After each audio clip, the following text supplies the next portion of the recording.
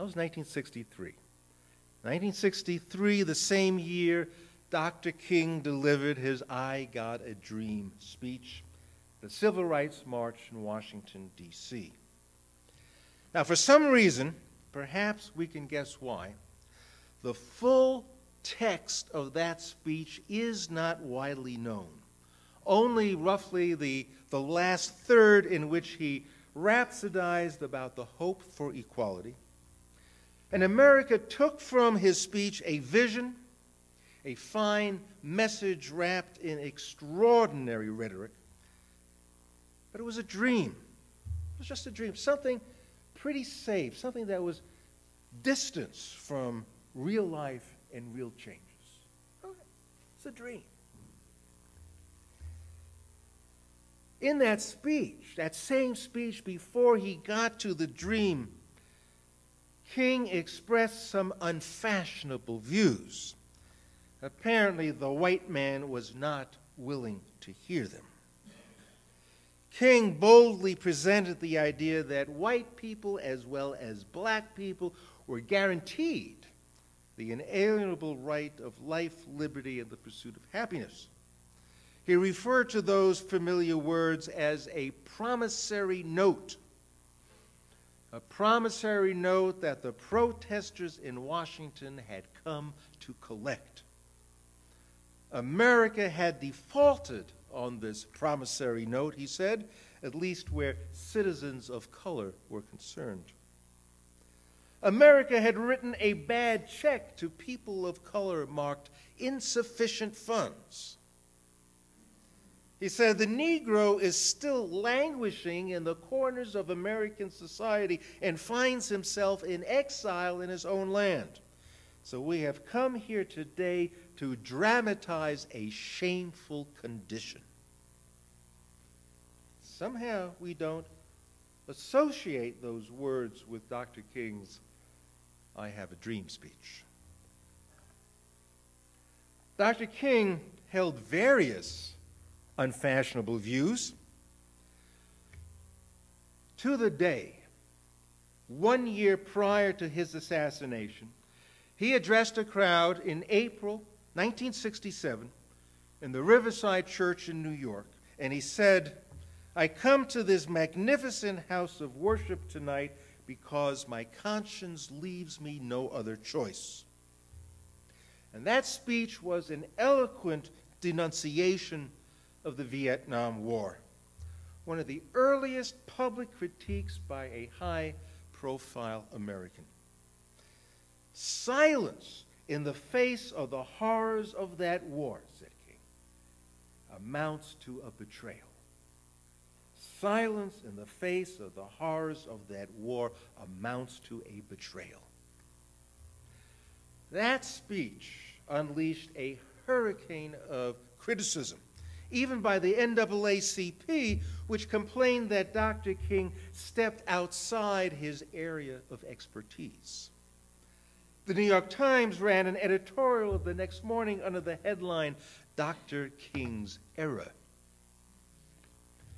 As we know now, the war continued another 8 years, taking the lives of 58,000 Americans and somewhere between 1 and 2 million Vietnamese.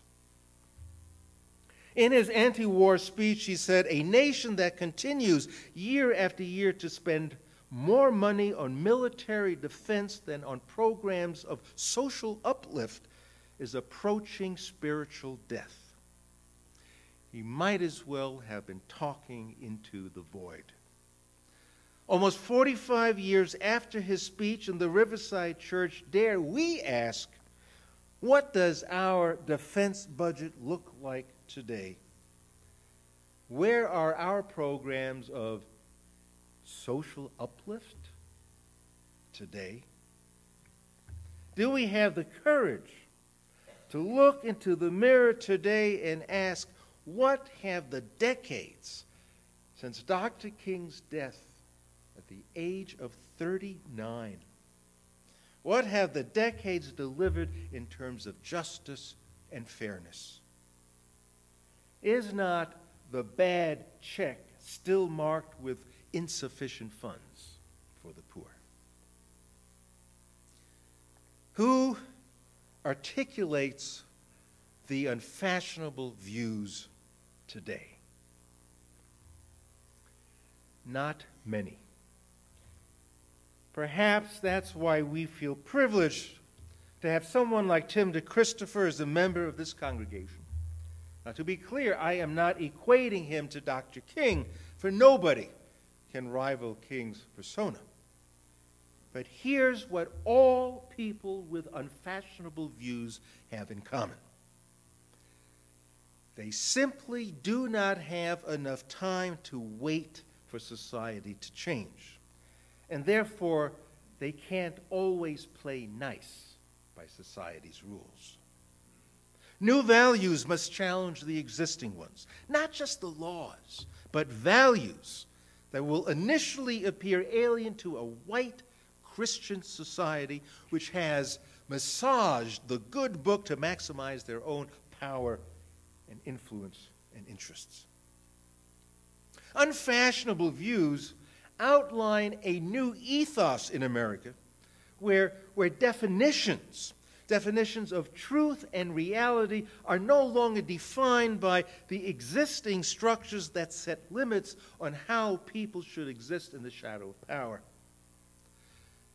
The same structures that have restricted red people to reservations, raided brown people with immigrant hatred, ghettoized black people, these structures can no longer define who we are as Americans.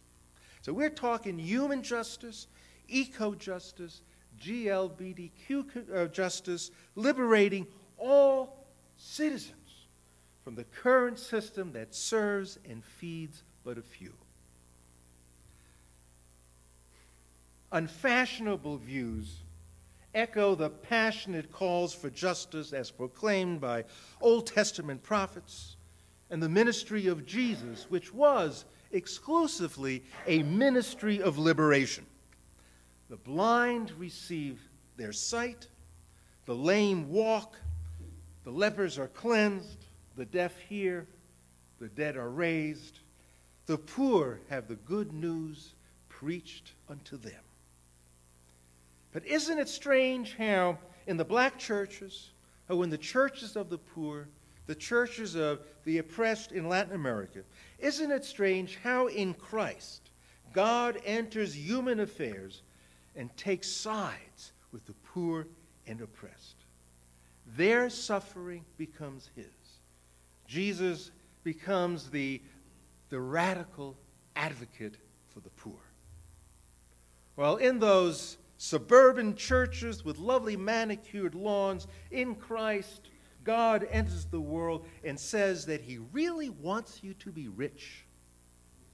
There he spreads the gospel of wealth and power, and the congregation never hears that the last shall be first and the first shall be last.